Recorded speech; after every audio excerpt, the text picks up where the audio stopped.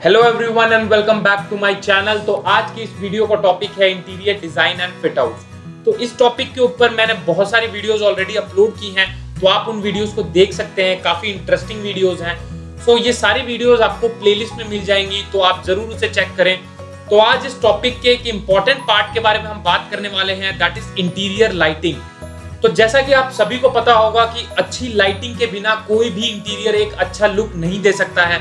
सो lighting बहुत important role play करता है। तो इस वीडियो में हम उन सारे एस्पेक्ट को डिस्कस करेंगे और बात करेंगे कि कौन कौन से टाइप के लाइटिंग्स होते हैं, कौन कौन से फिक्सचर्स होते हैं, कौन से लाइट्स को कहां पे यूज करना चाहिए, ये सब कुछ डिस्कस करेंगे। पिक्चर्स भी देखेंगे। ऑल्सो अगर आप अपने घर में इंटीरियर करवाना चाहते हैं या फिर आप किसी इंटीरियर फर्म में जॉब करते हैं या आप किसी इंटीरियर फर्म में जॉब करना चाहते हैं, तो ये वीडियो आपके लिए बहुत ज्यादा यूजफुल होने वाली है। आप इस वीडियो को स्टार्टिंग से एंड तक जरूर देखें। ऑल्सो अगर आपने अभी तक चैनल को सब्सक्राइब नहीं किया है तो आई रिक्वेस्ट यू, आप प्लीज इस चैनल को सब्सक्राइब कर दें और अगर ये वीडियो आपको अच्छी लगे तो एंड में लाइक जरूर करें। तो चलिए अपनी वीडियो को स्टार्ट करते हैं।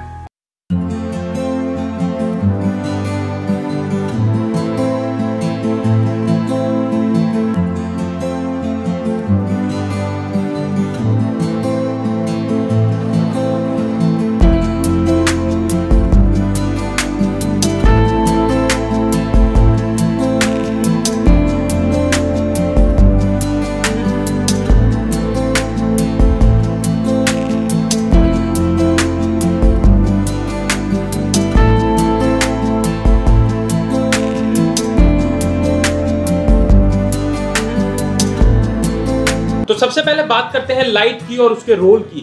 तो आप सभी को पता है कि किसी भी इंटीरियर में अगर आप लाइट का यूज करते हैं तो वो आपके इंटीरियर के लुक को बिल्कुल ट्रांसफॉर्म कर देता है, बिल्कुल डिफरेंट बना देता है। सो वो दोनों तरीके से डिफरेंट बना सकता है, या तो वो बहुत ही अच्छा बना सकता है या बहुत ही खराब कर सकता है। सो आपको पता होना चाहिए कि कौन से इंटीरियर में कौन सी प्लेस पे कौन सी पर्टिकुलर लाइट लगानी है ताकि आपके इंटीरियर में बहुत ही एलिगेंट लुक आए, because it totally depends on your lights. So आपके लाइट का सिलेक्शन बहुत ज्यादा इंपॉर्टेंट रोल प्ले करता है। ये आपके इंटीरियर के लुक को खराब भी कर सकता है। ऑल्सो ओवर लाइटिंग या अंडर लाइटिंग की वजह से आपको हेडेक भी हो सकता है या फिर लाइटिंग प्रॉब्लम्स भी क्रिएट हो सकती हैं और आईज में भी प्रॉब्लम हो सकती है। तो ये सारी प्रॉब्लम्स ना हो और एलिगेंट लुक आए, तो इसके लिए आपको इस वीडियो को एंड तक देखना पड़ेगा ताकि आपको सारी डिटेल्स अच्छे से पता लगे। So coming to the next point, that is types of lighting. So दो तरीके की लाइटिंग होती है, नेचुरल लाइट और आर्टिफिशियल लाइट। ये बहुत ही बेसिक है, आपको पता होगा। नेचुरल लाइट का भी उतना ही इंपॉर्टेंट रोल है जितना कि आपके आर्टिफिशियल लाइट्स का है। बेसिकली आपको अपने घर में इंटीरियर में इतना वेंटिलेशन रखना पड़ेगा कि आपके घर में नेचुरल लाइट जरूर आए। सो उसकी वजह से एक अलग लुक आता है, बहुत ज्यादा फ्रेश फील होता है। तो आगे बढ़ते हैं और बात करते हैं what are the important questions और what are the important requirements. क्या नीड्स है जिसकी वजह से आपको लाइटिंग करनी चाहिए और लाइटिंग करने में आपको क्या क्या चीजों का ध्यान रखना है। तो सबसे ज्यादा रिक्वायरमेंट है अमाउंट ऑफ लुमिनेंस की। किसी भी काम को करने के लिए प्रॉपर लाइट होनी चाहिए। ऑल्सो आपको लोकेशन पता होनी चाहिए कि कहाँ पे एग्जैक्टली लाइट को लगाना है और आपको कौन सा लैंप यूज करना है, किस टाइप का, कौन से टाइप के फिक्सचर की रिक्वायरमेंट है और आपको डिम लाइट चाहिए या स्ट्रॉन्ग लाइट चाहिए। ये सारी चीजें आपको पहले पता होनी चाहिए, उसके हिसाब से आप अपने लाइट को डिसाइड कर सकते हो। ऑल्सो लाइट की रिक्वायरमेंट पहले आपको ये तीन चीजें जरूर पता होनी चाहिए।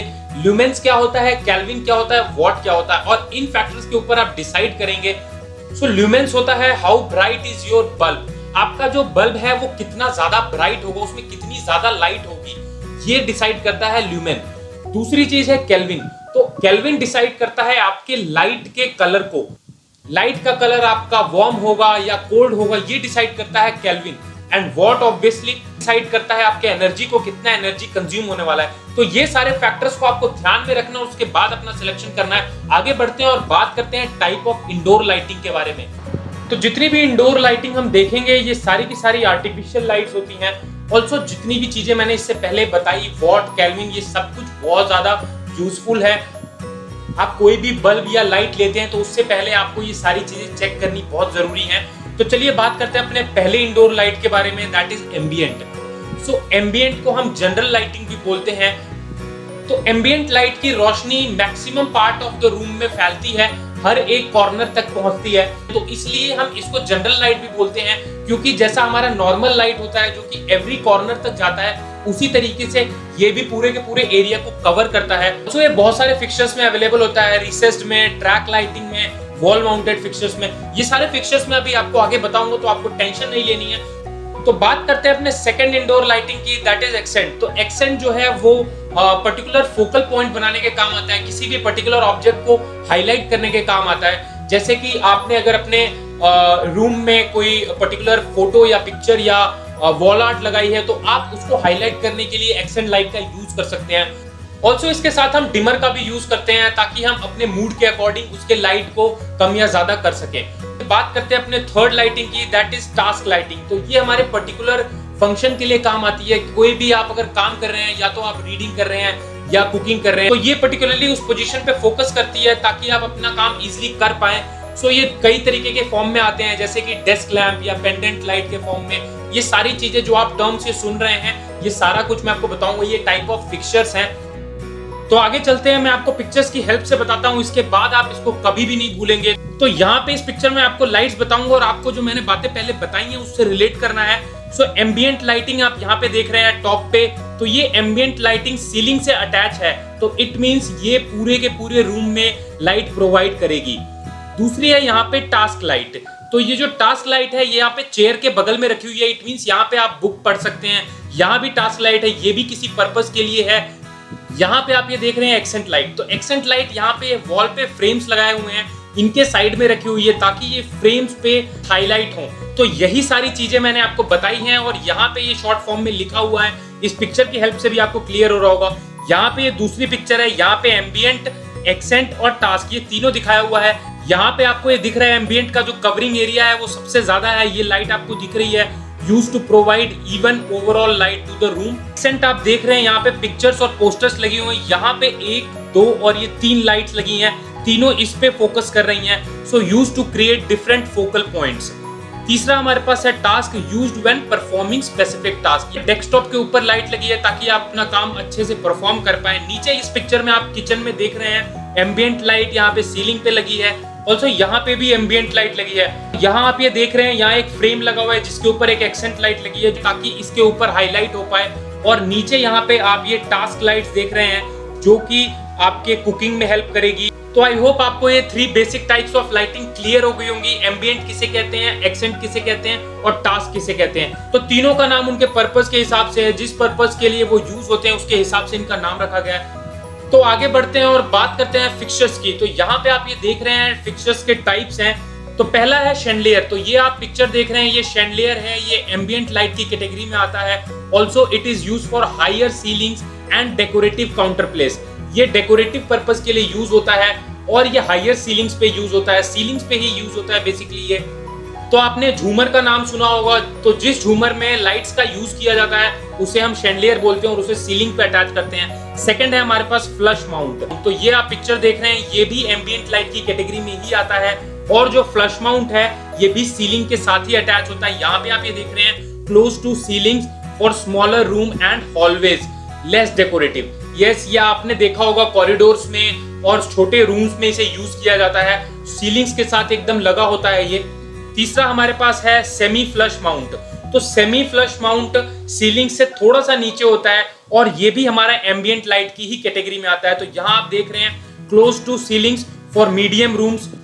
तो नेक्स्ट है हमारे पास पेंडेंट। सो ये आप देख रहे हैं, ये इस तरीके का होता है पेंडेंट। आपको ये सारी जितनी भी पिक्चर है, ये आपको मैं बहुत अच्छे से एक्चुअल फोटोग्राफ्स में भी दिखाऊंगा। तो जब आप इन्वर्टेड पेंडेंट यूज करते हैं तो ये एम्बिएंट लाइट की कैटेगरी में आता है, और जब आप डाउन लाइट यूज करते हैं तो ये टास्क लाइट की कैटेगरी में आता है। यहाँ पे आप ये देख रहे हैं, पेंडेंट अप और डाउन किसी भी तरीके से आप यूज कर सकते हैं, एक से ज्यादा भी यूज कर सकते हैं, एक का भी यूज कर सकते हैं। नेक्स्ट हमारे पास है आइलैंड लाइटिंग। ये बेसिकली टास्क लाइट की कैटेगरी में आता है। तो ये हमारा यूज होता है स्टेज पे, जहाँ पे परफॉर्मेंस हो रही होती है, या फिर आपके क्लब्स में या पब्स में यूज होता है। सो बेसिकली ये डिस्कोज में यूज होता है। सो नेक्स्ट है हमारे पास रिसेस लाइटिंग। तो रिसेस लाइटिंग की ये आप पिक्चर देख रहे हैं, और ये जो लाइटिंग है ये सबसे ज्यादा यूज होने वाली लाइटिंग है। इसे आप एम्बिएंट लाइट की कैटेगरी में भी यूज कर सकते हैं, टास्क लाइट की भी कैटेगरी में यूज कर सकते हैं, और एक्सेंट लाइट की कैटेगरी में भी यूज कर सकते हैं। तो आप समझ सकते हैं कि इसका बहुत ज्यादा यूज है। सो आप यहाँ पे देख सकते हैं, recessed pot mounts inside the ceiling. तो ये सीलिंग के अंदर लगा होता है, ये सेमी फ्लश और फ्लश से डिफरेंट होता है। ये भी सीलिंग पे अटैच होते हैं, बट ये सीलिंग के बाहर होते हैं और ये सीलिंग के अंदर होता है। सो ये सबसे ज्यादा यूज होने वाला लाइट है। बात करते हैं अपने नेक्स्ट लाइट की, दैट इज ट्रैकिंग लाइट।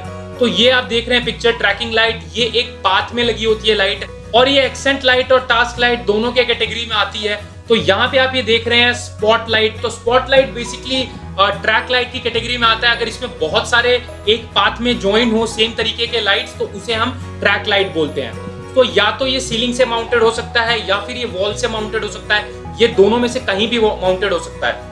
तो यहाँ पे आप ये देख रहे हैं वॉल लाइट, तो ये एम्बिएंट की कैटेगरी में आता है और इसको हम स्कॉन्स भी बोलते हैं। बेसिकली इसको हम हॉलवेज में लगाते हैं या स्टेयर्स के वॉल्स पे लगाते हैं। ऑल्सो यहाँ पे आप सीलिंग फैन देख रहे हैं, सीलिंग फैन में भी लाइट्स अटैच होती हैं। यहाँ पे ये पहली पिक्चर है सेमी फ्लश माउंट। तो ये सीलिंग के साथ इसके बीच में थोड़ा सा गैप होता है, सीलिंग और इसके बीच में। यहाँ पे ये वैनिटी लाइट है, ये सीलिंग फैन है। यहाँ पे ये शैंडलियर है। शैंडलियर आप ये देख रहे हैं, ये किसी भी शेप का होता है जो कि सीलिंग के साथ अटैच होता है। ये आप देख रहे हैं फ्लैश माउंट, ये डायरेक्टली सीलिंग के साथ अटैच होता है। और यहाँ पे ये है ट्रैक लाइट, ये इस तरीके से होता है।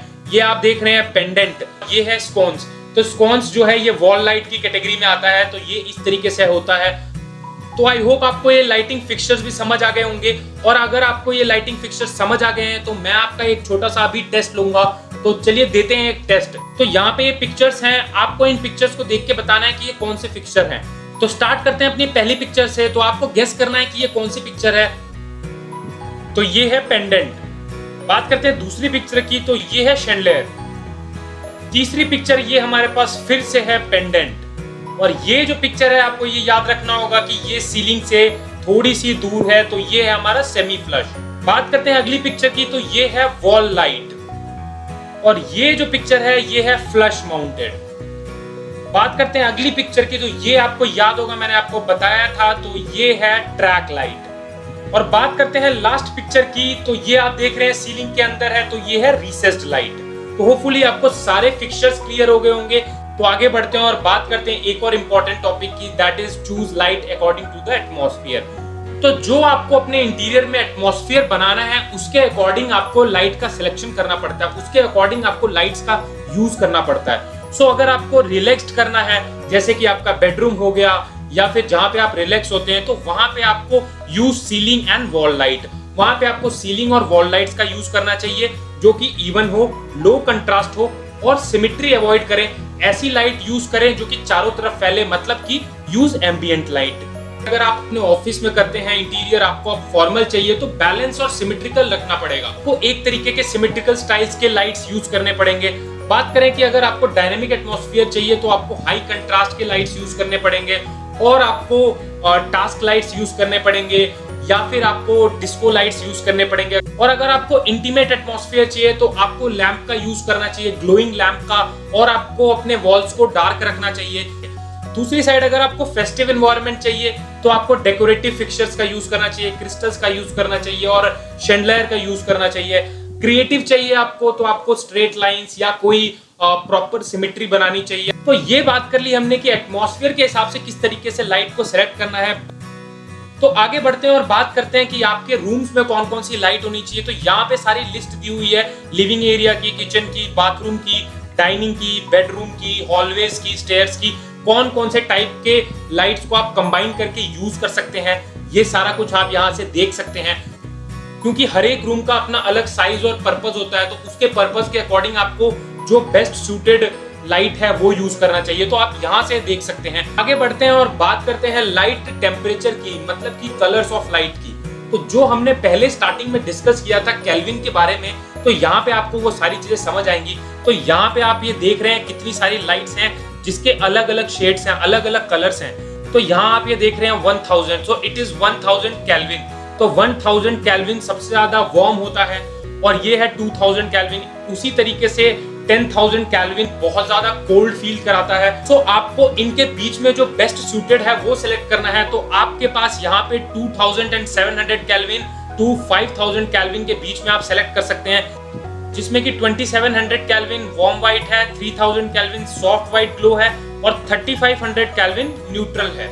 सो ये आप इनमें से सिलेक्ट कर सकते हैं और जो बेस्ट होता है वो आपका 3000 टू 5000 के बीच में आता है, और आपके ऊपर डिपेंड करता है कि अगर आप वार्म प्लीजिंग चाहते हैं तो आप 3000 यूज कर सकते हैं। बेसिकली जो 2700 और 3000 है ये हम होम्स में यूज करते हैं, और जो इसके ऊपर के हैं ये सारे के सारे हम क्लासरूम्स में, हॉस्पिटल्स में, गैलरीज में यूज करते हैं। आगे बढ़ते हैं और बात करते हैं अपने लास्ट टॉपिक की, दैट इज बल्ब्स। तो आपको कौन कौन से तरीके के बल्ब्स यूज करने हैं, तो पहले तो आपको पता होना चाहिए कि कौन कौन से होते हैं। सो हेलोजन होता है, एलईडी होता है, फ्लोरोसेंट होता है और सीएफएल होता है। तो अब बात करते हैं कि इनमें से बेस्ट कौन सा है। तो यहाँ पे आप ये देख रहे हैं बहुत सारे पैरामीटर्स हैं, एफिशिएंसी है, बल्ब टाइप्स है, यहाँ पे ल्यूमेंस है, यहाँ पे सेविंग्स है। तो ये आप देख रहे हैं नॉर्मल स्टैंडर्ड बल्ब है जो उसका, यहाँ पे आप ये देख रहे हैं 40 वाट में 450 ल्यूमेंस है, और दूसरी साइड यहाँ एलईडी में 8 वाट में 450 है। सो यहाँ पे आपकी एनर्जी सेविंग बहुत ज्यादा है, तो ये बहुत ज्यादा एफिशिएंट है। So most efficient is LED. इसकी जो लाइफ होती है वो भी सबसे ज्यादा होती है 15 to 25 ईयर्स, अप टू 80% की सेविंग भी करता है, तो ये हाईली रिकमेंडेड है, एलईडी हाईली रिकमेंडेड है।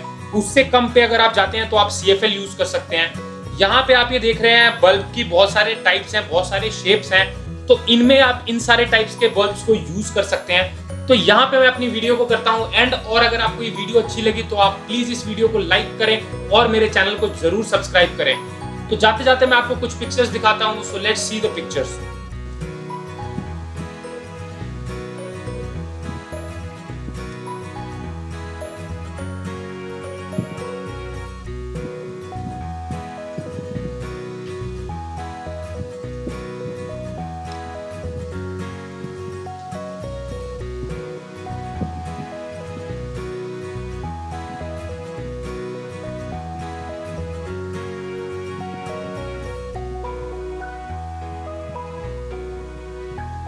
Thanks for watching the video. Please like, share and subscribe to my channel for more updates on construction.